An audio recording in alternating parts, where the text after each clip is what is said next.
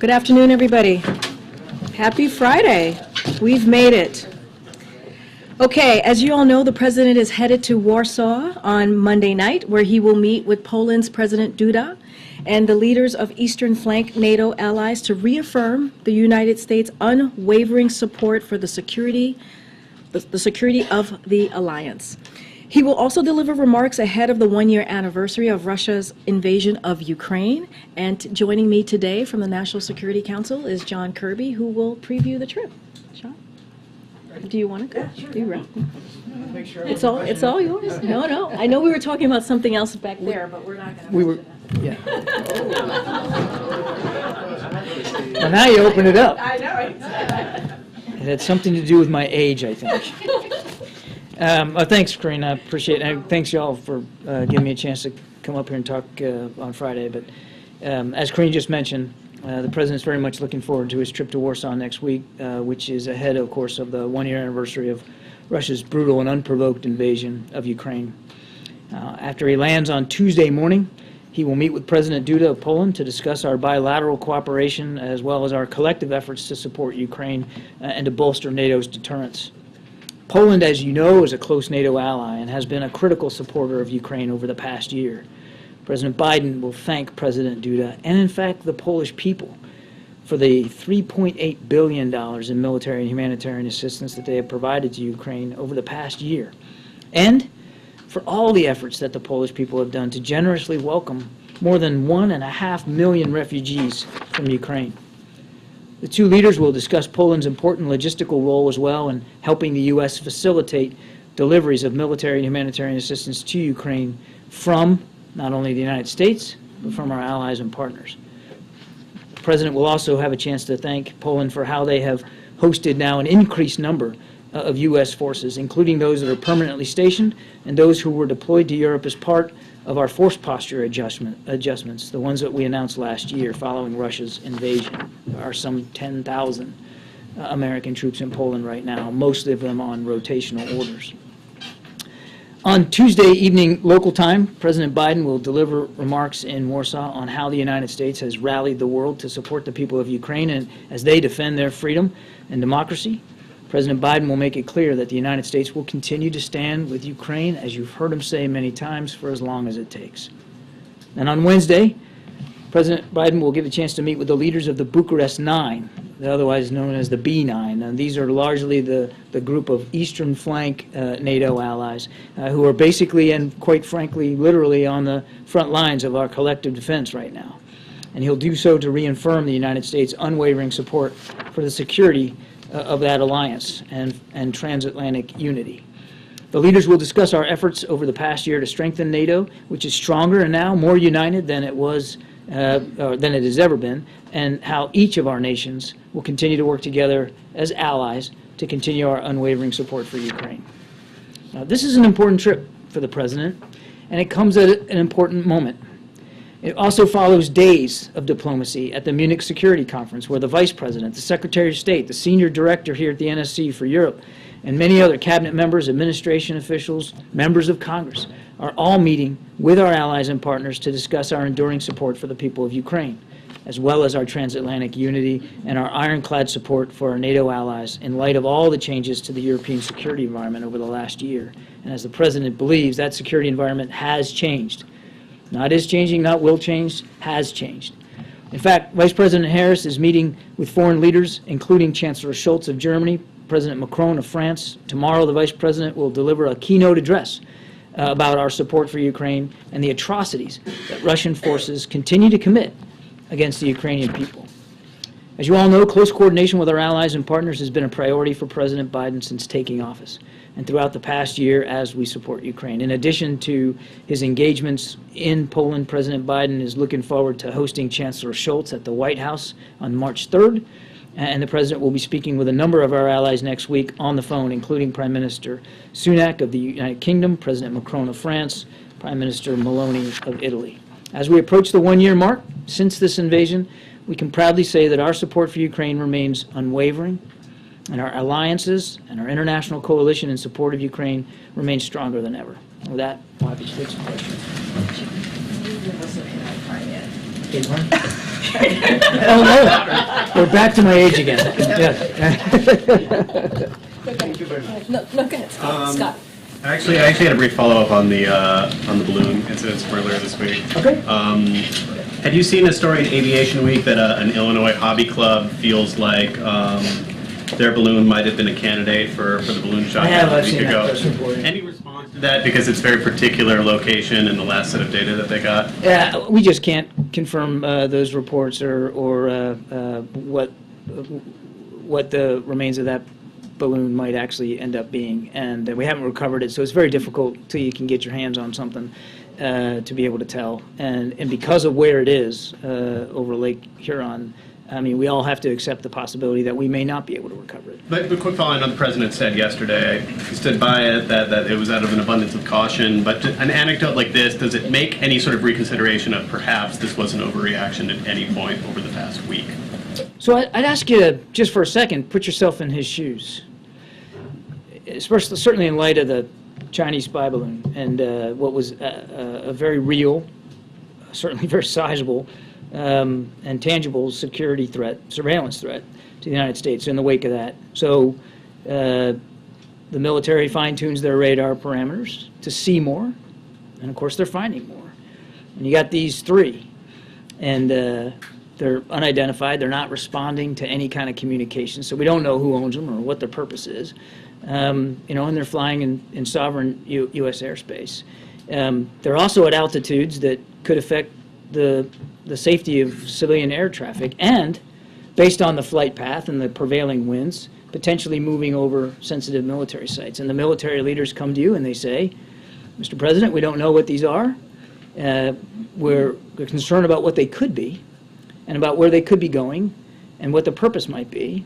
And we recommend that you take these down in the interest of safety and security of the American people and out of an abundance of caution. And the President acted on that recommendation because he takes so seriously his responsibilities to protect this country, our secrets, our interests, and our people. So the short answer to your question is absolutely not. Given the situation we were in, the information available, the recommendation of our military commanders, it was exactly the right thing to do at exactly the right time. Now, going forward, and you heard the President talk about this yesterday, we're going to make sure we've got some new rules in place for how we make decisions in future circumstances. That doesn't mean, it doesn't mean, and you heard the President say this yesterday, it doesn't mean that there won't be additional shoot-downs if he believes there's a legitimate threat to our safety and security. But it does mean that we're going to put a new set of parameters on the decision-making process going forward. But it just last follow on that, everything you just said, can that coexist? Let me rephrase.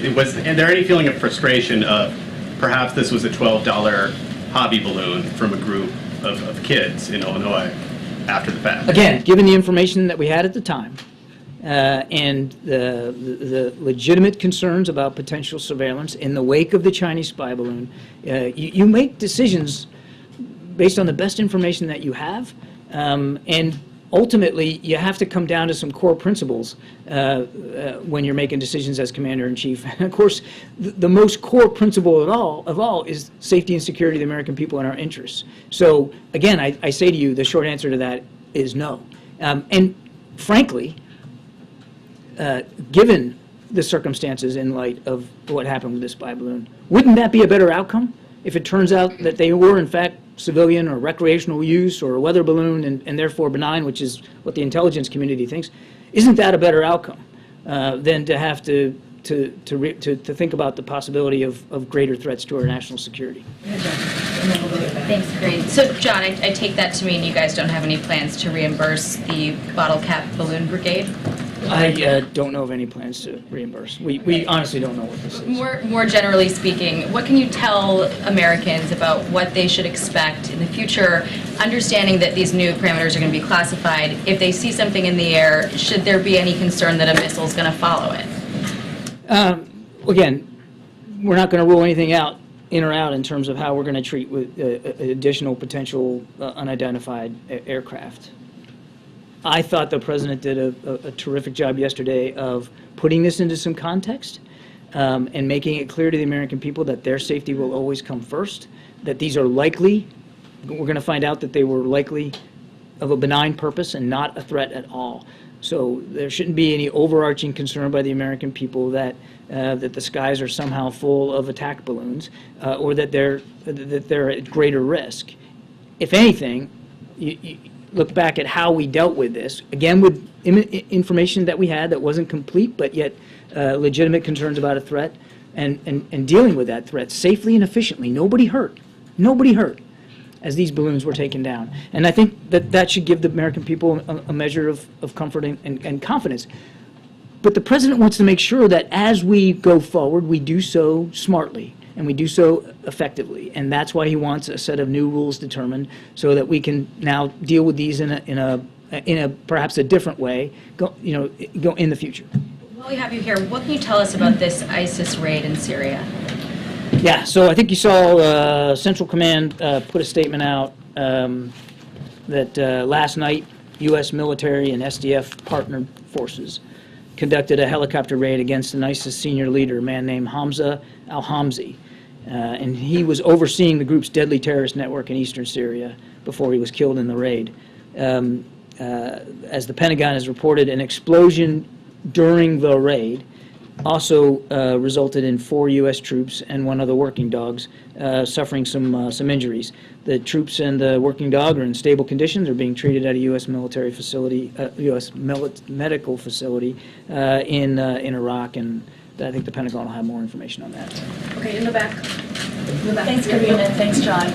So first, 2 questions. First, will the American public eventually find out what these 3 unidentified objects are, including which companies they belong to or which specific benign purposes they had?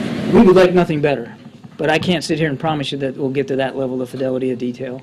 A lot of it's going to depend on an ability to recover these 3 objects. And just to remind you, one's on sea ice in the north of Alaska in Arctic conditions, extremely bad winter weather up there. They have not been able to really mount anything on the ice to find them now. The other's in the Yukon Territory, thick wilderness, and as of today, I don't believe the Royal Canadian Mounted Police or their investigative organizations have been able to get to it. And then the other one fell over Lake Huron, again in very deep water. I think the Canadians have decided that they're not going to look for it anymore. I don't believe that the United States has made a call on that yet. So pretty tough conditions, going to be very difficult to find them, let alone once you find that debris, be able to do the forensics to identify it. So I can't promise you that we'll know definitively one way or the other. Question on President Biden's talk with Xi Jinping. So as the administration is trying to ease tensions, the House Select Committee on China is trying to focus on human rights abuses by the regime by planning hearings, etc. on that topic. Will President Biden bring up human rights issues with Xi Jinping? The president never fails to bring up human rights concern. And when he met with President Xi in Bali, he brought it up then. And it's not just with President Xi. The president believes that you have to lead with your values, particularly in foreign policy. He's never shy about bringing that up. Thanks, Karine. John, what's the likelihood that President Biden meets with President Zelensky next week? There's no meeting. You're talking about on the trip? There's no meeting with President Zelensky scheduled for the trip right now. And related to President Xi and that call with President Biden as well, have tensions cooled enough to where the two leaders could jump on the phone together right now? There's an open line of communication, and I'm not denying that there aren't still tensions, particularly in the wake of the spy balloon. We don't believe it's the appropriate time right now for Secretary Blinken to travel to Beijing, and you heard the president that he will want to have another conversation with President Xi, as you might expect that he would, but we don't have anything on the schedule right now, and we'll have to do that at the time when the president believes it's appropriate. What's really important here, and I know the question was about President Biden and President Xi, is that the lines of communication with the PRC remain open. I recognize that there are tensions, but Secretary Blinken still has an open line of communication with the foreign minister. We still have an embassy in Beijing with a terrific ambassador, Nick Burns, and the State Department also can communicate directly with the PRC's embassy personnel here. So the lines are open. Unfortunately, the military lines aren't open. And that's really what we would like to see amended. And it was, of course, curtailed after Speaker Pelosi's trip to Taiwan. Is that a precondition for the call? There's no preconditions for a call. The president will want to have a conversation with President Xi at the appropriate time. Thank you. Thanks, Kirby. Just a quick one on the president's trip to Poland. Is he going to be making a stop to Rzeszów or anywhere other than Warsaw? Right now, the trip is going to be in Warsaw. Before the Chinese spy balloon incident led to a fine-tuning of radar, how was the administration tracking these flying objects, if at all? Let me go back and I want to answer your first question again. I said right now. The trip will be to Warsaw. So I didn't want to make it sound like I was alluding to a change to it. And your second question was, how were we tracking these before? Correct, because the reason why you were able to detect and shoot down these 3 objects, the president said yesterday, was because they adjusted the radar. Correct, yeah. So Yeah. what were you doing before, if anything, to track aerial objects? The commander of NORAD, General Van Herk, spoke to this last week, and the way he characterized it was that they were tuned to look for, defaulted to look for, other types of threats in our airspace, fast-moving, lower altitude, more kinetic potential threats, such as ballistic or cruise missiles or bomber or fighter aircraft. That's what their focus was, that they had not adjusted the, as he called it, gates on the radar, the filters, to look for things that were much higher, much slower, and a smaller radar cross-section, harder to see. So, as we said the other day, when you adjust for that, you're likely to see more of what you're asking the radar to look for. But it just wasn't set for that. He was focused on other types of threats, more kinetic threats to our, or potential kinetic threats in our airspace. So it sounds like, you know, yesterday the president said that he wanted to work to establish a better inventory of unmanned airborne objects. Does that mean currently there is no inventory? I wouldn't say there's none, but I think it's fair to say that he wants us to focus a little bit more on this particular issue and learn more about what's out there, what's up there, quite frankly. Got it. And then how long do you think it will take to implement this 4-step plan? And what will you do in the meantime? Is the policy to shoot them down before you implement these 4 things the president wants? No, I think you can imagine that even though we're still working on the policy parameters, that we're going to continue to follow a very deliberate, thoughtful decision-making process here, should there be another track. There aren't any right now. I can't give you a timeline specific to the calendar about when we'll be done this work, but it won't take very long. I think in a matter of days we'll be able to transmit to Congress the classified parameters. We're still working out through the interagency right now and get those to the Hill within days, I think, and then we'll be executing on it. So there's not, I don't want to leave you with the impression that there's going to be some big old air gap between him wanting these parameters written and us being able to execute on them. How long do you think it'll take? I mean, we're already in many ways using some of those parameters just informally as we're looking at the skies. Again, there's no active tracks right now. So I think it'll just be, we'll transmit these parameters within coming days. It won't be very, very long. And it's not like it's, you know, it's going to be sent to be debated on or voted on. It's going to be our parameters defined by the National Security Council team and the interagency on how we're going to deal with this. Thank you. So, question on the trip to Poland. Polls show American support for Ukraine has softened somewhat. There's obviously concerns about House Republicans not going along with more support for Ukraine. How does the president try to square that with his message of support on the trip? And is his audience, would you consider to be a domestic audience back home, or is his audience Russia and other countries in Eastern Europe? The president well knows that whenever he speaks, he's speaking to people all around the world, as well as, of course, the American people. But I think you'll hear messages in the president's speech that will certainly resonate with the American people, certainly resonate with our allies and partners, without question resonate with the Polish people who have done so much and continue to do so. And I would suspect that you'll hear him messaging Mr. Putin as well. as well as the Russian people. Now, I want to go back to your first question. Is it almost assumes as if support's going to wane or waver or dwindle, and that's just not how the president sees it. Yes, there are a small number of members on Capitol Hill, in House Republicans specifically, that have expressed publicly their concerns about support for Ukraine. But if you talk to the House leadership, you won't hear that. And you certainly aren't going to hear it on the Democratic side, and you don't hear it in the Senate. There has been terrific bipartisan support through the entire year. Think about what we've done over this year. All of it has been done in the full consultation and coordination with Congress. There's no such thing as a blank check. We're all doing it together. And the support from Congress has really been extraordinary, and the President looks forward to that support continuing. Thank you very much. Is the President prepared to send U.S. fighter jets to Ukraine? What's the current We thinking? talked about this. I think the President actually got asked this question, and he spoke to it. I don't have anything to add from what the President said. I'll just tell you that we remain in constant communication with the Ukrainians about what their needs are. And those needs have evolved as the war has evolved, and we'll see where this goes. If Poland has MiG-29s at Ramstein Air Base, is the U.S. prepared to facilitate the delivery of those MiG-29s? And Poland I don't know of wants any that to- request by the Poles to transmit their M20 their MiG-29s to Ukraine. We have never dictated to another partner what they can or can't give, or on what timeline. And if one of our allies and partners wants to provide fighter aircraft to President Zelensky, that's certainly a sovereign decision that they have every right to make, and we would welcome that. My last follow-up on this, there's $100 million in the appropriations bill in July to train Ukrainian pilots on U.S. aircraft.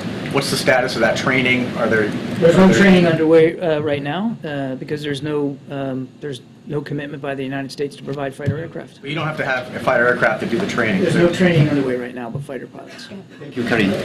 On President Biden's trip to Poland, can we expect any deliverables during this trip, like a new military package for Ukraine or a new framework of support for Ukraine? And another one, you just mentioned at the beginning of this press briefing that there are 10,000 U.S. troops in Poland. Why there's no meeting with the troops on President Biden's schedule? The President routinely visits with the men and women of the military and their families. So does the First Lady. You can't look at a single set of remarks he ever gives, including yesterday, where he doesn't call out the troops and how prideful he is in them. This particular trip is a short one, and it's going to be focused on events in Warsaw. You never want to make it about you when you're up here, but as a veteran myself, I can promise you I never worried, ever, when he was vice president or certainly as president, about his concern for the welfare of the men and women in uniform and their families. Not a single bit. And what about the first question? I was trying to ignore the first question. I thought that if I was eloquent on my second answer, so I'm not going to get at the president. I think you can understand that. We have been consistent in rolling out additional security assistance packages to Ukraine on a fairly routine and regular basis, and that will continue. I'm not going to get ahead of the president's remarks. You've spoken with other allies. Sorry. I will say that I think you'll hear from the president in his speech continued tangible support for Ukraine going forward. I mean, he will talk about the ways in which we're going to continue to support Ukraine going forward. So on the balloon question, so you've reached out to allies, told them that you believe that these balloons have been sighted over dozens of countries. 40 to 50. 40 to 50. Have you asked other countries to take action against those balloons, and have you seen an increase or decrease in the sightings and the activity since this all became public? No, the purpose was not to ask them to take action one way or another. These are, again, sovereign decisions that nations have to make. It was about informing them of the context, the forensics that we did to learn more about this program and the ways in which their countries may have been overflown in the past. And then just following up on Mark's question, Zelensky today spoke at the Munich Security Conference, and he asked the West, urgently appealed to the West to provide more, bigger, heavier weapons more quickly because everyone fears the offensive that is expected. So, what do you say to Zelensky? What will Harris say when she, is? You can't hardly blame him, can you? I mean, 1 year on, how many millions flown into refuge inside and outside the country, how many soldiers killed, how many towns and cities destroyed, how many hospitals and schools bombed. Can't blame President Zelensky for wanting more, heavier, faster. I mean, he's a commander-in-chief in a time of war, a war he didn't ask for, and certainly there was no justification for it. And we understand that. We also understand the clock, and we know that that time is critical here, particularly the time in the wintertime now, when the fighting is not quite as widespread across the country. There's quite a bit of vicious fighting in and around Bakhmut. In fact, I'd like to talk about Bakhmut in a second, even though you didn't ask about it. So we're going to try to do what we can to use this time to get Mr. Zelensky as much as possible, as fast as we can, so that when the weather improves, and we all have to assume and expect that the Russians will want to go back on the offense. Right now they're fighting over Bakhmut, but it's possible that along that arc, from northeast to southwest, that they may want to renew their offensive operations, that he's ready for it, and that if he chooses to, he can go on the offense as well. You didn't ask about Bakhmut, but I want to mention it just briefly a little bit. I mean, we've talked about Bakhmut in the past. No strategic value to the Russians. Seems to be an operation almost exclusively run by Mr. Prigozhin and the Wagner Group, more than it is the Russian Ministry of Defense. They have made incremental gains in and around Bakhmut over the last few days, and we certainly can't predict one way or the other. I mean, it is possible that they might end up being successful in Bakhmut, but it will prove of no real worth to them because it is of no real strategic value. The Ukrainians will continue to maintain, we believe, strong defensive lines across the Donbass, and will be and still are fighting very, very hard for Bakhmut. But I do want to say this about the Wagner Group. Particularly with respect to Bakhmut. I mean, again, they're treating their recruits, largely convicts, as basically as cannon fodder, throwing them into a literal meat grinder here in human ways without a second thought. And while fighting in Ukraine, we estimate now that Wagner has suffered more than 30,000 casualties, including approximately 9,000 killed in action. About half of those who were killed, Wagner folks, contractors who were killed since mid-December. So think about that. 2.5 months, 9,000 killed, as the fighting in Bakhmut has intensified. Based on previous intelligence, we estimated that about 90% of those killed in the December fighting alone, just in December, were convicts. Men that he just plucked out of prisons and threw on the battlefield with no training, no equipping, no organizational command, just throw them into the fight. 90% killed were convicts. We believe that Wagner continues to rely heavily on these convicts in the Bakhmut fighting, and that doesn't show any signs of abating. I know you didn't ask that question, but I wanted to get that out there. Yeah, thank you. Does it remain the case that no companies, institutions, or other entities have come forward to the federal government to claim possible ownership of the 3 objects that were shot down? As far as I know, it is true that no one has come forward to claim ownership. Okay, and so that Illinois group, they've not come forward? I'm not aware of any formal process or official process on behalf of that group to come forward. We've seen the press reports. Yeah. Have you identified any possible entities that could be responsible for Not these? that I'm aware of, no. So you have no possible leads on where these objects might have come from? We don't, sir. And I think it'll be very difficult to make some sort of positive identification unless you can get to the debris, and even that could be a difficult process. On the debris, I mean, there's no way to identify it without looking at the I mean, unless an organization comes forward and knows definitively that it was their property, but I mean, even that might be difficult for that entity to know. Is the government going to try to reach out to this Illinois amateur? I know of no outreach to that group. We don't have the debris. There's no way to positively identify it. Thanks. Yeah. Thank you. One quick question regarding the Chinese balloon. Can you tell us what's been determined from the wreckage that was found from that particular balloon? No, I can't because we're not done doing the analyzing. They did finish their recovery operations off the Carolina coast. They got almost all, at least that which was recoverable, and it's quite a bit. It's a significant amount, including the payload structure as well as some of the electronics and the optics. And all that's now at the FBI laboratory in Quantico. They're analyzing it, they're looking at it, and we need to let them do their work in a thoughtful, deliberate way.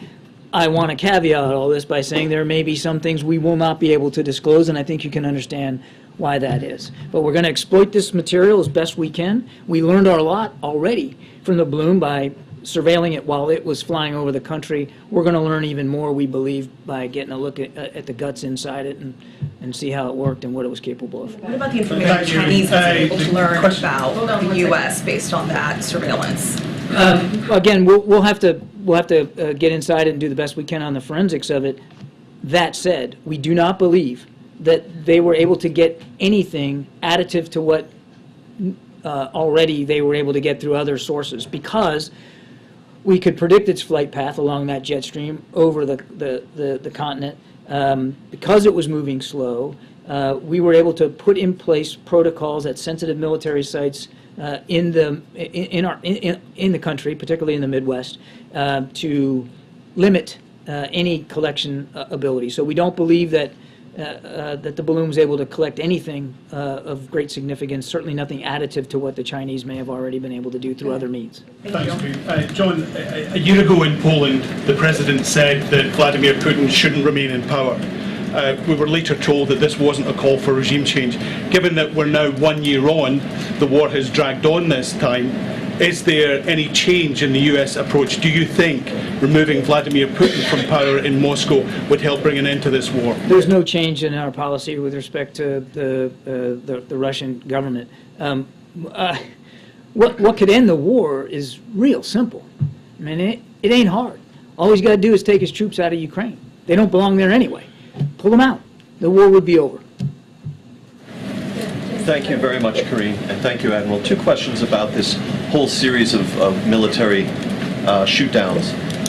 First, it defies reason that you would have zero idea what these three objects were, since the fighter jets themselves took video of their sorties. Will you release the cockpit videos from those missions? I'd have to refer you to DOD on that, James, in terms of releasing the imagery. I never said we had zero idea. I said we don't know what they are, and so did the President. The President also told you that the intelligence community's leading explanations at this point are that they were of benign purpose, probably commercial, recreation, or scientific research.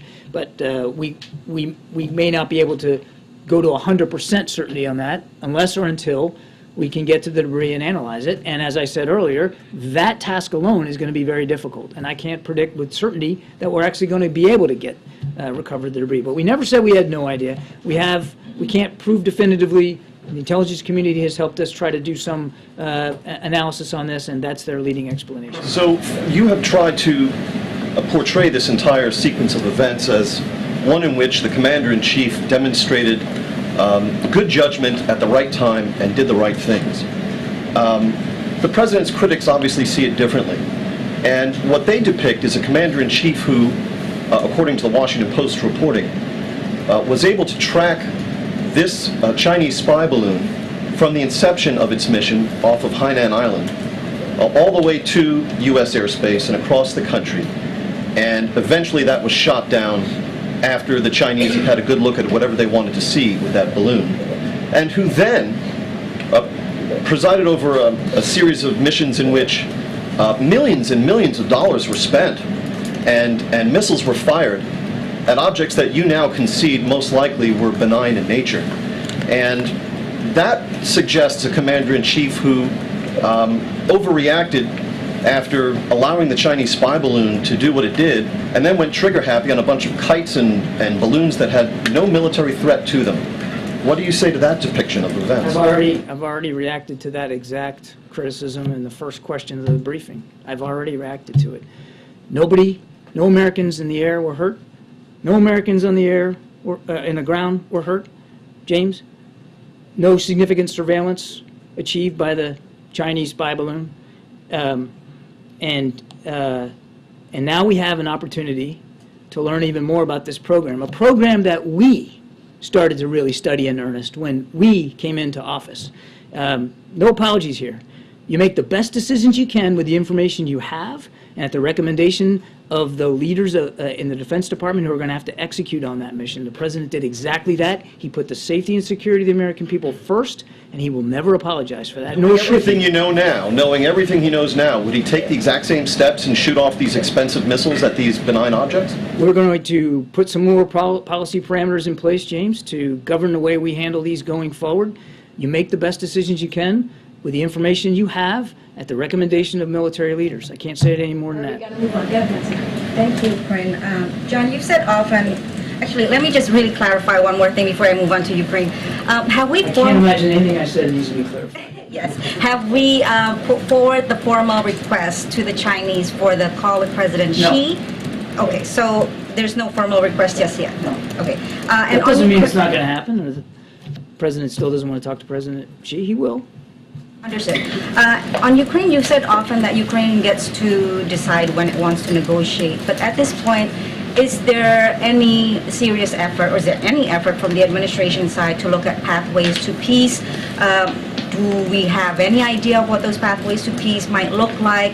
Is it even realistic at this point, absent of Putin stopping his aggression? We're working with Mr. Zelensky on his 10-point proposal. I think you're all familiar with that. And he asked if the United States could devote some of our team to help his team sort of figure out how we can best operationalize that proposal, and that work is ongoing. Okay, and I think part of the problem with the pathways to peace that doesn't seem like it's realistic at this point is, the issue on who keeps what territorially. That just seems like it's way off in the future. Why do you think it's not realistic right now? Well, I mean, I don't know. Is it? Do you think that it's realistic? Do you think Mr. Putin has shown even a scrap of interest in ending this war? Like I said, a war could end today? No. And what's he doing instead? Launching cruise missiles and drones into civilian infrastructure, knocking out the power, knocking off the heat, killing kids, sending kids to camps inside Russia, buying drones from Iran and trying to buy artillery shells from North Korea. This is not a man who's at all serious about ending this war. And quite frankly, it shouldn't have to end through negotiations. Now, that's likely the way this will go when President Zelensky's ready for it, but he could end it now, just by pulling his troops out. He has shown no indication of being willing to do that, and so there cannot be a serious peace proposal or negotiation until the Russians have shown even a scrap of interest in actually stopping the murder and the slaughter of innocent Ukrainian people. And in the meantime, as President Zelensky very eloquently said over in Munich, there's a need, a real need, an urgent need for the rest of the global community to come together and support him so that his troops can succeed on the battlefield. And that's what we're going to stay focused on right now. Okay. So that if and when he does negotiate, he can do it with a position of strength. John, one on each topic we've been talking about right here. First, as it relates to the Chinese spy balloon, given the reporting that the U.S. was monitoring or aware of it since its departure from China, much the same way that they shot it within the 12 miles off the coast of South Carolina, why not make an active decision to shoot it in the 12 miles or the miles off the west coast as well? Why not shoot it before it was over U.S. land and Without potentially a speaking threat? to the veracity of this reporting, I would, and the specific nature of our ability to track it, the NORTHCOM commander, NORAD commander, General Van Herk has already spoken to this in terms of why he didn't take action at the time.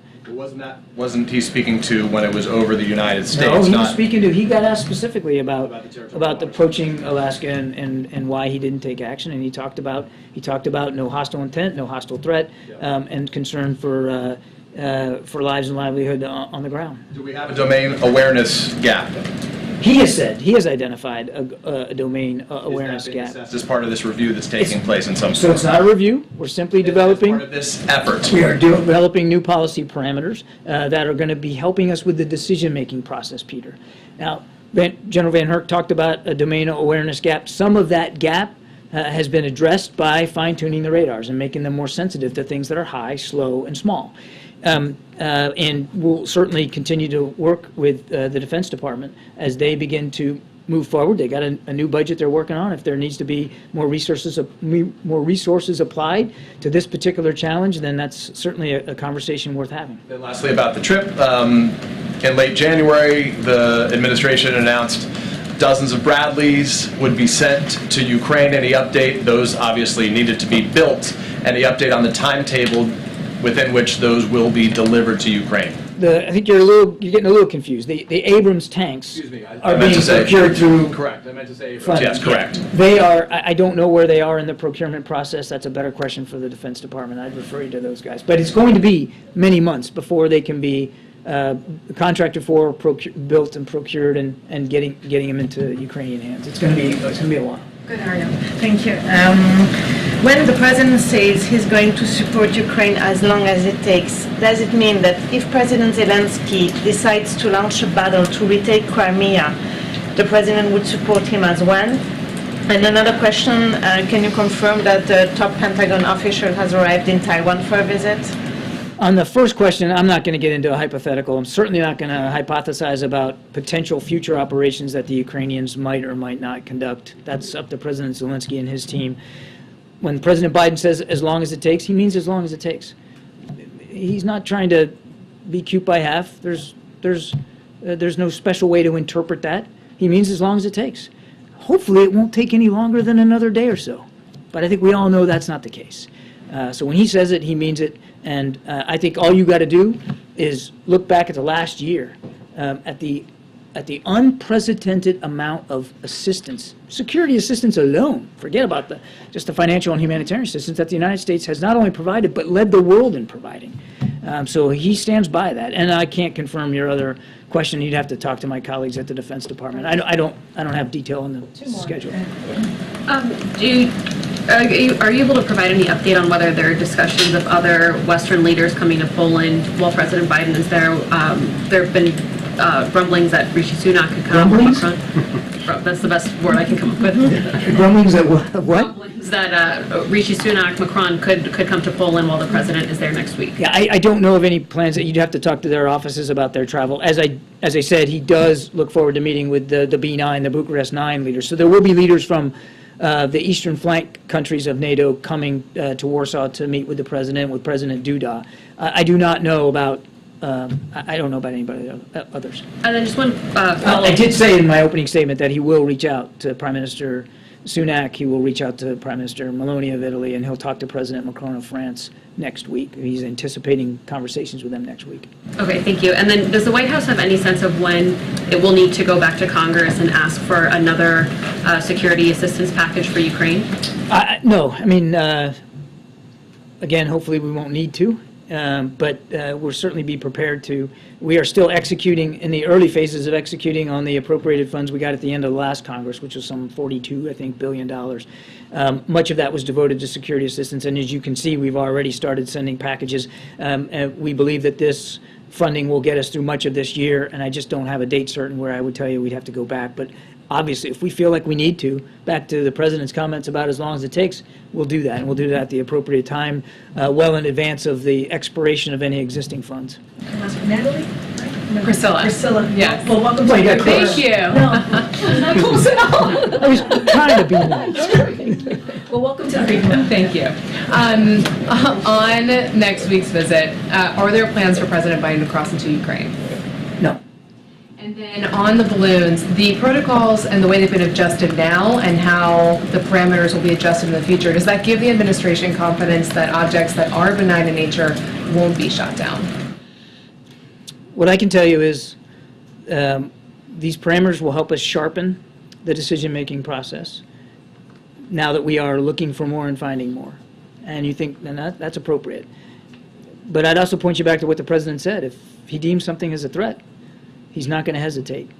So you're asking me, can I promise that that if you were to take that action, that every single thing would turn out to be exactly what we thought it would be? I can't promise that. All I can promise you is that he will always act in the best interests of the American people, our national security interests, the ability to protect our sensitive military sites and our nation's secrets. That will always come first. And that will always be the default position that he'll take as he makes these decisions. So that doesn't rule out that objects that are... You're asking a hypothetical. I mean, we're not even there yet. All I can tell you is that every decision he'll make going forward will certainly be in keeping with these new parameters, but also designed to keep us safe. Thank you. Sorry. take so long. Are you kidding me? We appreciate All it. right. Appreciate it. Thank you so much, Admiral. Have a great weekend. Okay, I just have a couple things at the top. One of them, I'll start off with the Turkey, Syria, and the assistance that we are providing currently after the devastating earthquake. So the U.S., through USAID, is airlifting more than $2.5 million worth of emergency relief supplies to the people of Turkey. As part of the $85 million in assistance, we have pledged to support the people of Turkey and Syria following, again, the devastating February 6 earthquakes. Today, U.S. Ambassador to Turkey, Jeff Flake, met the arrival of the initial delivery of these supplies at Adana Airport while the supplies were loaded onto trucks for delivery to affected communities. Secretary Blinken has also announced travel to Turkey over the weekend. Over the coming days, USAID will continue to transport relief supplies on approximately 10 flights with more than 1.8 million pounds of supplies of kitchen sets, hygiene kits, heavy-duty plastic sheeting for temporary shelters, and high thermal blankets to provide for hundreds of thousands of people. In Syria, we must keep aid flowing so that the Syrian people get the help they so desperately need. The decisions earlier this week to open 2 additional border crossings for UN convoys is welcome, but long overdue, and we must ensure that they cannot be turned off on a whim. We believe that a Security Council resolution codifying the opening of additional border checkpoints in Security Council resolution is the best way to do that, and will continue pressing that forward. I also want to say a few words about Senator Fetterman, and before we continue, millions of Americans, as you all know, go untreated with depression every day. Senator Fetterman did the right thing and brave thing today or just this week by getting the help that he definitely needs.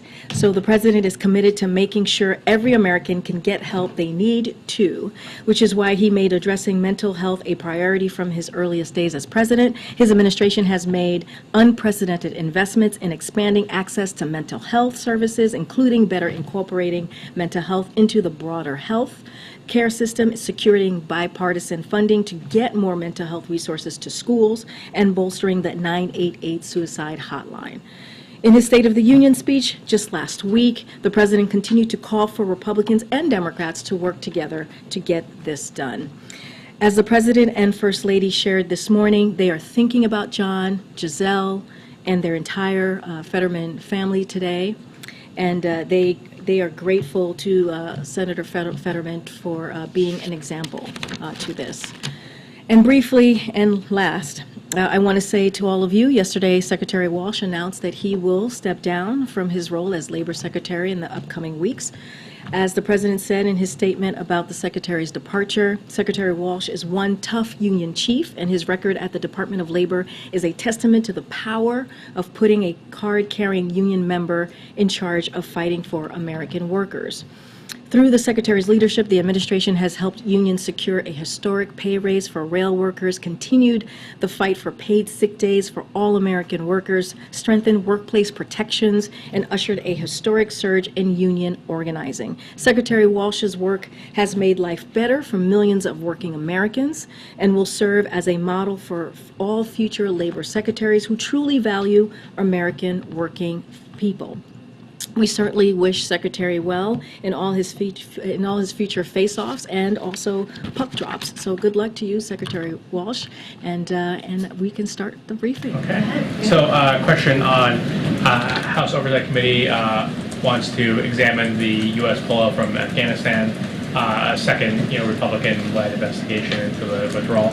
Does the White House plan to cooperate this investigation? How does it feel about it? So I'll say this, we have been providing Congress with information on Afghanistan and the operation for this past year, so don't have anything to add there. As you know, the White House counsel is very much focused on the oversight. They are the ones who are answering questions and dealing with the letter. Certainly we'll take a look at the letter, so I will let them speak to this. And what's the status of the administration's own internal review? There's a lot of talk about this. Is that ever going to be finished or released publicly? So it's, don't have any update on the review. I know that's been asked a couple of times. I know that Jake Sullivan came and spoke to this some time ago, our national security advisor. Just don't have an update for you all, and once we have something to share, we certainly will provide it. Get an update on it for next week? I would have to honestly speak to Jake Sullivan, the National Security Council team, but I know that's come up a couple times here at the podium, and he's spoken to this. I would just have to go back to them and get some information for you. Thank you, Karine. Regarding Senator Fetterman, while the president was at Walter Reed yesterday, did he by any chance see the senator there? I don't have any meetings or conversations with Senator Fetterman to speak to at this time. Okay, and regarding the Memphis police officers charged in the death of Tyree Nichols, as you know, this is a community that's been hurting. I was there in Memphis when the video was released for the funeral. We saw the vice president there. The people there want change in the policing system. Does the White House believe that that can actually happen? And also, what's the White House's reaction to the officers pleading not guilty? So I want to be very mindful because it's an ongoing case, and we are always careful here when there is a criminal investigation or a case moving forward. But I'm just going to reiterate what the president has said before, and nothing can bring back Mr. Nichols back to his family and also the Memphis community. He should be alive today. And sadly, his family has to continue to mourn the death of their loved one. But we do believe, the president does believe, that Mr. and Mrs. Wells and also Tyree's son, Mr. Nichols' son, and his whole entire family deserve a swift and full and transparent investigation. And that's what the president believes, and that's what should be called for. But I'm not going to get certainly ahead of an investigation at this time. Thank you. Has President Biden spoken to Senator Fetterman's wife since he? I don't have any conversation to read out at this time. As you know, the president has developed a very good, close relationship with the Fettermans over the last several months. You saw the president visit Pennsylvania multiple times during the midterm elections, and so they've gotten to know each other. I think the president and the first lady put out a very heartfelt tweet, just lifting up Senator Fetterman and what he has committed to do for himself and really speak to an issue that millions of Americans have to deal with every day, and that is incredibly courageous and brave to do. And of course, we wish him a speedy recovery. On the response in Ohio and the train derailment with the hazardous materials, there's federal officials on the ground. How long does the administration expect for those officials to stay there? And can the White House provide any assurances based on the information provided to the White House for the residents in that town? So as I mentioned yesterday, and as you all know, this is certainly a priority for the administration, the health and the safety of the community in East Palestine. Just a couple of things that I want to say at the top to all of you. So we have mobilized a robust multi-agency effort to support the people of East Palestine, Ohio. EPA is helping the state test the water and air, collect soil samples, and screen homes. The Department of Transportation is helping get to the bottom of what exactly happened, what led to the derailment. FEMA has been closely coordinating with the Ohio Emergency Management Agency and federal partners. The governor said asked just yesterday for public health support. And today, as we have announced, and I actually talked about this yesterday, how HHS and CDC were getting involved. And today, both those agencies announced they are deploying a team of medical personnel and toxicologists to conduct public health testing and assessment. So we are committed to supporting the people of Palestine every step of the way, and we are going to be on the ground helping them as long as it's needed.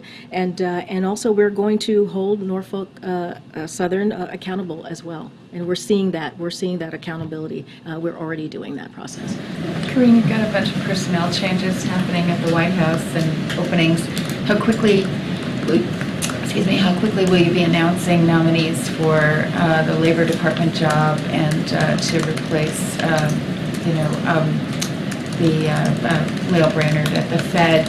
And then just in that context, there's a report out that Carla Frank is also leaving, if you could confirm. Say the last part. Frank is leaving as a political Okay. Don't have any personnel announcements to make at this time. I can say to you that under the Department of Labor statute, Julie Su will serve as an acting secretary, which is common. But as far as personnel announcement, I don't have anything to share at this moment. Clearly, filling the role of filling those two roles are critical and important and a priority. Just don't have to share anything to share at this moment. Follow up. I mean, what are you looking for in a labor secretary? You talked about what you thought Marty Walsh brought to the job. What are you looking for? Your economic team, you've raised a lot of concerns over the last year about corporate profit taking, about just, empowering unions, kind of supporting unionization drives. Are you looking for a strong labor leader? And is that something that you also would like to see in the next person to go to the Fed? Yeah, I think that's both very good questions. I'm going to leave that to the president to decide what it is that he's looking for in those two key critical positions. No one's going to replace Marty Walsh. He was one of a kind, as I just laid out, and incredibly effective. And we are very, very thankful for his service and wish him well. So don't want to say that's what we're going to be looking for, but also that's for the president to decide. As far as the president's economic plan or how he sees the economy moving forward, you kind of see that, what he's been able to lay out these last 2 years. And certainly he wants to continue to build on that, continue to build on growing the economy from the bottom up and middle out. I'm not going to get into, into too many details there. As you know, it's the Federal Reserve, so we're always trying to be really mindful there. But as soon as the president has decided who's going to be next to fill those two positions, certainly we will share that. Thanks, Karine. To follow up on that, both the CBC and KPAC have endorsed Julie Su to officially become the next labor secretary, in part because, quote, the inclusion of an AANHPI as a cabinet secretary is long overdue. Is she on the president's short list? So not going to get into who's on the president's short list or not, but I do want to address the fact that we recognize that it is a priority for the AAPI community, and we are proud that through our work with members of Congress and stakeholders, we've made the most diverse administration that ever, not even in modern politics, but ever. And and we believe we have, and it's facts, we believe we have a historic number of AAPI appointees at the level, including 3 in cabinet, all of whom are women, which is Vice President Harris, as you know, Ty as well. And so we have a number of AAPI ambassadors like Michelle Kwan and Chris Liu, and it's also about 14% of our appointees identify as Asian American, Native Hawaiian, or Pacific Islander. So this is a president that has made a priority to make sure that he has an administration that looks like the country, and that is incredibly diverse and historically diverse. So that is a commitment that he's going to continue to make. I'm just not going to get ahead of the president's decision at this time. And then switching topics on a topic that you brought up with John Kirby earlier, when you said that neither you or he have hit your prime yet. Does the president have anything to say about this national conversation that was sparked after a claim that was seemingly made in defense of the president that Nikki Haley is not in her prime because women hit their prime in their 20s, 30s, and 40s? I'm not going to comment directly to that. That is something clearly that needs to be addressed by... Right, I only bring it up because you No, brought it up. I'm going to say something. Just give me a second. I have something to say. When you look at this president's administration, and we have talked about the numbers before, there are more women in his senior advisor and his senior staff role than men. And I think when you think about that, you see a president that truly takes pride and takes deep consideration into making sure, and meaningful consideration into making sure there are diverse voices around him, and I think that's important. And so what I want to say is just watch his actions, watch what he's done. You just asked me about Julie Su, and I laid out what the president has done in having the most diverse administration.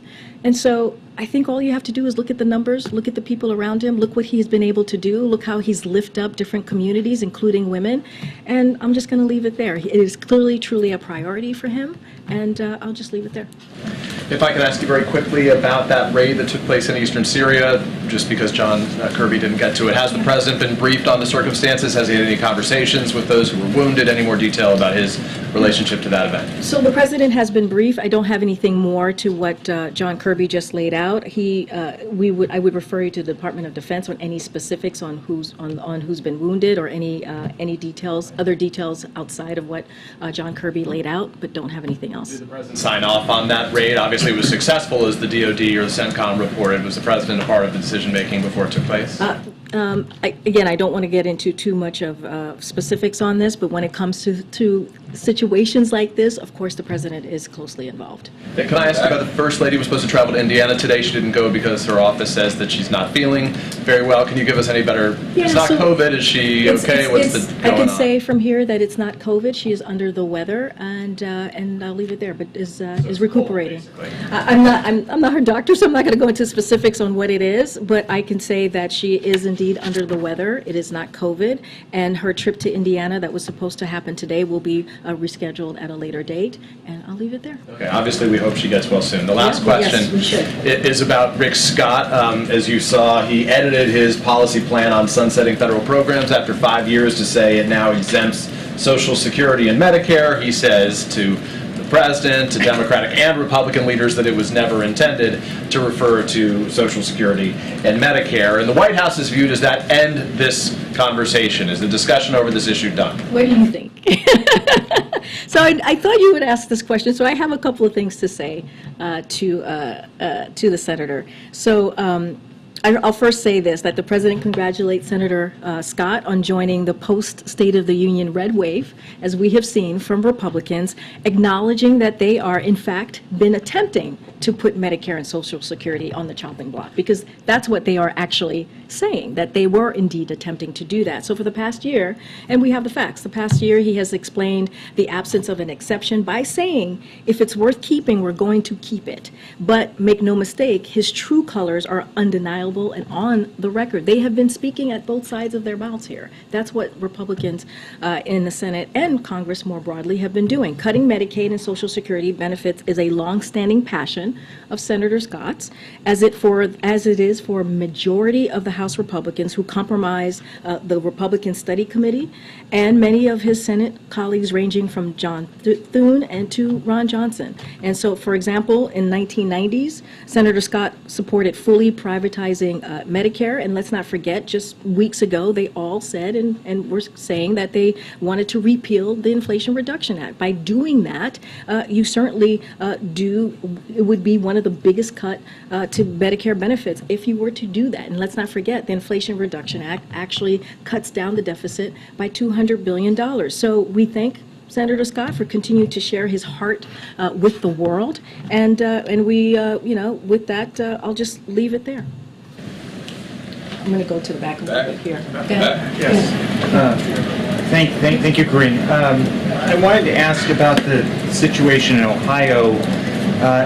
One thing I don't know has been mentioned in the list of agencies that are involved, and maybe it's because you don't have visibility into it, is the Department of Justice. Is the effort to hold Norfolk Southern accountable also extend to potential criminal liability, or has that been ruled out based on the fact that DOJ is not on the list of agencies? So, as you know, there is an investigation underway, but we have done some things to hold Norfolk Southern accountable. Just a couple of things. EPA has secured Norfolk Southern's commitment to cover all the cleanup costs, which is incredibly important, and they're requiring the railroad to document the release of hazardous containments. There's also an active, as I said, investigation underway. Once the investigation is complete, the federal government will use all available and appropriate authorities to ensure accountability and prove all safety. So let's get the investigation going, see where it takes us, but already we are making sure that they are being held into account. On the balloons and the objects, sort of more of a domestic question, does this review or the effort to come up with this guidance and the intelligence regarding future shoot-down protocols, is there anything that extends to the FAA regarding who may be required to file a flight plan or anything sort of for the public that people who may have small aircraft may need to do going forward? It's a very good question. I'm just going to allow the process to continue, and as soon as we have parameters put forth, we certainly will share what we're able to. Some of that stuff is going to be, some of the information that will be provided by this interagency team will be classified, and we want to make sure that we'll protect that. And so I'm just going to let the team do its work, and we'll provide more information as soon as we have it. Hey, thank you. So, ask you about credit card debt. A New York Federal Reserve study now shows that Americans' credit card debt reached a record level. It also shows that delinquencies are up with that credit card debt, as well as delinquencies on auto loans. Is the president concerned that we're seeing a crack in the economic foundation because of inflation? So, just two things about that particular report. So the report does not just measure borrowing, it measures credit card balances, including spending that it's paid off every month, so that's important to note. And also further, credit card balances relative to take-home pay are lower than they were pre-pandemic. So those are two things that are important to take into account. And let's not forget, as you know, Ed, there are other indicators that we also look at, which is really important. The household net worth is 23% above pre-pandemic level. 51% fewer Americans are entering bankruptcy than before the pandemic. Mortgage, auto, and credit card delinquencies are below pre-pandemic levels. In fact, mortgage delinquencies are near record lows since the start of the data in 2003. And over the last few years, we've seen credit card scores strengthen and expansion of credit. So we also have to look at the other indicators. And so just wanted to make sure that, and I know you do as well, but want to make sure that we point that out too. So the president doesn't see weakness then in the overall economy? No, if anything, I just mentioned where we are. I mean, if you look at past indicators that I just laid out, whether it's household, whether it's mortgage delinquency, we are at levels that we were pre-pandemic. And so I think that matters. And let's not forget, we were talking about the economy moments ago. A lot of that is because of the work that this president has done on the economy, because of his economic policy, because he makes sure that no one is left behind, because he came in at a time where the economy was tanking and was able to turn that around and grow the economy. And so I think if you're looking at the indicators and you're seeing levels pre-pandemic, I think that matters. And so we're going to look at all the indicators and make sure we point out, as you're asking me about this credit card debt record, there are two things that I just laid out, which it does not measure. And so that's also very important to take into account. Thanks, Karine. Speaking of the economy, the Congressional Hispanic Caucus today sent a letter to the president urging him to appoint a Hispanic American to fill the vacancy left by Fed Vice Chair Lael Brainerd. Is that something he's considering? Do we have a timetable yet as to when he'll nominate someone? Yeah, my answer is going to be similar to what I gave Andrea, which is I'm not going to get ahead of the president on this at this moment. Clearly, it's an important vacancy that the president is going to make a priority to fill, but just not going to get ahead on what the criteria is going to be, who it's going to be, who's on the short list, not on the short list. I'm just going to let the president decide. And separately, are there any plans for the president to visit Ohio in light of the train wreck? So as you know, the EPA administrator, Regan, was there. He held a press conference just over 24 hours ago while he was in East Palestine. I just don't have anything to share about the president's schedule. As you know, he'll be in Poland the beginning of next week. Thanks, Karine. Just a follow-up on the Social Security stuff as it relates to the debt ceiling. Recently, HHS announced some proposed rates for Medicare Advantage that would result in a $3 billion reduction to the program. I know Becerra pushed back on that characterization, but can you explain how does it square with the president's commitment not to cut Medicare, or are there cost-saving measures in there somehow in the broader program that you wouldn't characterize as a cut if it's a cost-saving measure? I mean, I'm not going to go beyond to what Secretary Becerra said. What he said is basically where the president is. I want to be very careful here because, and as you know, the president's going to put forth his budget on March 9th, and he'll talk about what he thinks is fiscally responsible and put forth a budget that's fiscally responsible. And he mentioned this in the State of the Union. He's going to talk about how he's going to continue to lower the deficit by $2 trillion, and you guys will see the specifics of that budget when it comes out. And let's not forget, the president also lowered the deficit the first 2 years by $1.7 trillion. So all of that is important as the president is growing the economy and making sure that no one is left behind, that he's also lowering the deficit. And he's doing that with these very historic pieces of legislation that we have seen him sign into law this past 2 years. But I want to be very clear. When it comes to protecting Medicare, when it comes to Social Security, the president is going to continue to fight to make sure that those are not being held hostage by the Republican Party, to make sure that we are fighting for programs that taxpayers, pay into. We're talking about veterans, we're talking about seniors. So this is something that the president has been very clear about. He talked about it this week. He talked about it at the State of the Union.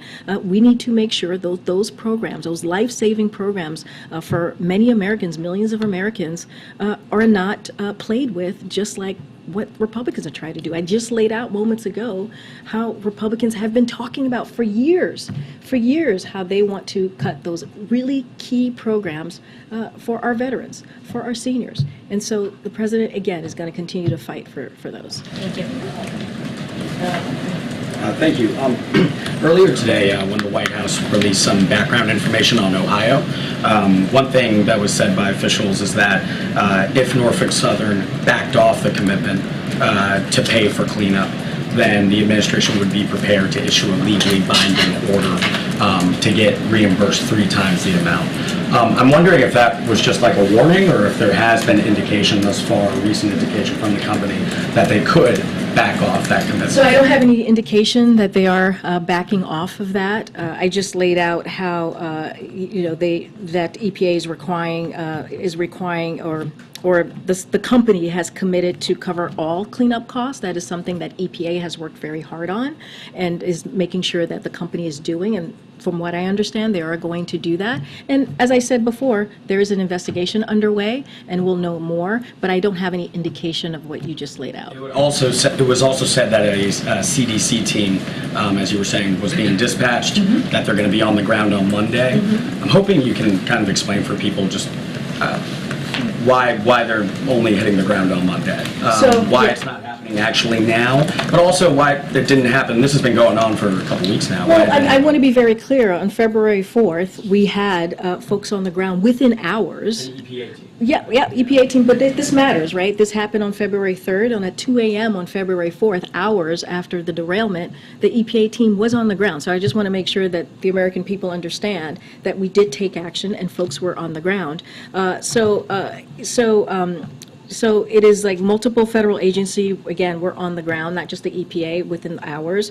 It is also important to remember that it was a serious accident. And so when these incidents happen, you need to let the emergency response take place. So that is important as well. Senior leadership arriving in those initial days would detract from those urgent response efforts. And when it was appropriate, the EPA administrator went, as you saw him yesterday, and additional agency officials, as you just mentioned, HHS, CDC, will be visiting soon. But the work is happening. We've been on the ground again since February 4th, hours after the derailment happened, and we are committed. We are committed. This is the federal government is committed to making sure that the community gets what it needs, and we'll be there on the ground for as long as it takes. Kirby mentioned humanitarian assistance when he was talking about the president's trip, but obviously the president has talked so much recently about the U.S. security assistance to Ukraine. Last year when he was in Poland, he met with refugees. That was a big part of his message there.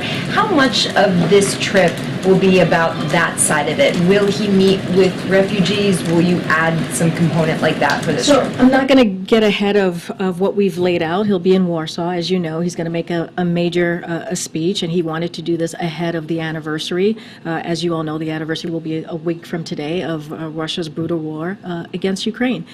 Don't have anything else, in any further details to share on that. He mentioned the eastern flank, right? Which is incredibly important to to be there to show our commitment to Ukraine, but also our NATO alliance. And so that's what you're going to hear from the president. Don't have anything more to share on any humanitarian aid or security assistance. Clearly, we have done a lot over this past year, and there continues to be bipartisan support as you look at that assistance, and we will always share that with you when we're ready to announce more. But certainly, I'm not going to get ahead of the president from here today. Okay, I'm going to take one more. Oh, okay. Oh gosh, I'll take one more. One more. Somebody hasn't called yet. Go ahead, Alex. I haven't called Alex in a while. Thank you, Karine. 31 Democrats joined with Republicans to vote against revisions to the D.C. crime bill, and now that heads to the Senate. And there could be, obviously because the margins are narrower, they could reject those revisions as well. I know this administration supports D.C. statehood and sovereignty. At the same time, what does it make of the debate over the revisions to the crime bill and just the issues with public safety in the nation's capital? So, just because you mentioned the House Republican, I just have to say this on the record. It is yet another clear example of why, as you just mentioned, D.C. deserves statehood. That is something that the president has supported since his campaign and will continue to do so. As it relates to the D.C. crime bill itself, look. The president has never been clear that we must do more to reduce crime and save lives, and that's why he's taken those executive actions that he's done the last 2 years.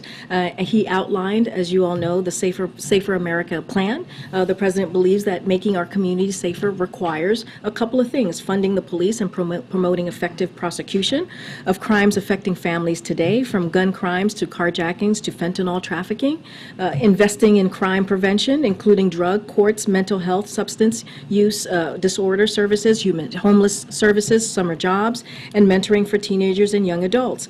And so all of these things, community violence interventions, and a fairer criminal justice system, that is something that the president is going to continue to push. The third and last thing I'll lay out is taking additional common sense steps on guns to keep dangerous firearms out of dangerous hands, including banning assault weapons ban, which is something that you heard the president talk about just last week. So look, the president has put forth a plan, a safer community, a Safer America plan, to make sure that our communities are indeed safe. He's taken actions the last 2 years, and he'll continue to do that. And so I'll just leave it there for now. Thanks, everybody. Thanks. See you next week. See some of you in Poland.